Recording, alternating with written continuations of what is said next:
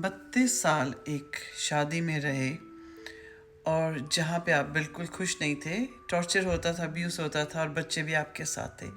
और 32 साल के बाद 32 इयर्स के बाद आपने उसको छोड़ दिया, डिवोर्स ले लिया और बच्चे भी बिल्कुल वैसे ही हो गए हैं, अब्यूसिव।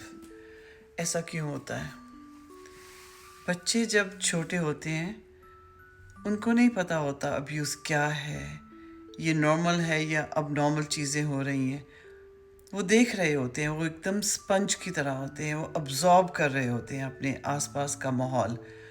अब जब बच्चे बड़े हो जाते हैं तो उनको क्या हमने सिखाया अब्यूज़ करना, और दूसरे पेरेंट ने सिखाया, दूसरे पार्टनर ने, जो माँ है या बाप है, जो भी, उसने सिखाया अब्यूज़ को सहना। दोनों ही नॉर्मल बातें नहीं थी। अब ये बच्चे जब बड़े हो गए हैं, जब उनको रिश्तों में जाना है, अपने पार्टनर्स ढूंढने हैं, दोस्त बनाने हैं, या आपके साथ भी उनको रिश्ता रखना है, और वो अब्यूसिव हो गए हैं। जब ये एक रिस्पॉन्स है उनका, एक तरीका है अपनी ज़िंदगी को समझने का और ज़िंदगी को जीने का। ऐसा क्यों होता है?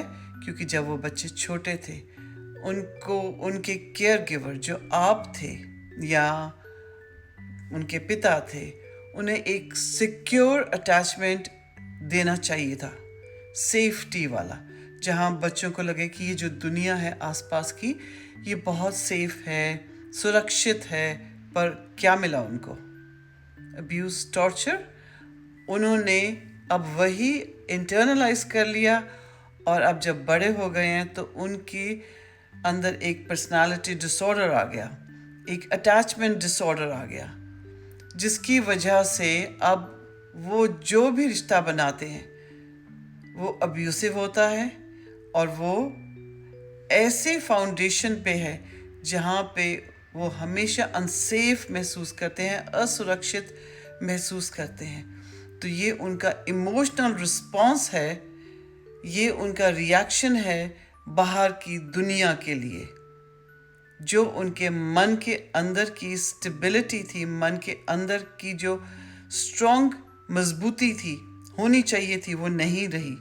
तो अब जब वो दुनिया को देखते हैं तो वो उसी पैटर्न को बार बार अब रिपीट करेंगे, अनलेस अनटिल वो काउंसलिंग के लिए जाएं और बैठ के इस बिहेवियर को देखें, और आप भी उनसे माफ़ी मांगे, कहें कि मैं स्ट्रांग नहीं थी, मुझसे गलती होगी, मुझे इस टॉर्चरस रिलेशनशिप में नहीं रहना चाहिए था, मुझे अपनी सेल्फ रिस्पेक्ट के लिए और अपने अगले बच्चों के सेल्फ रिस्पेक्ट के लिए और उसकी अगली पीढ़ी के लिए भी मजबूती से खड़ा होना चाहिए था, पर मैं नहीं खड़ी हो पाई।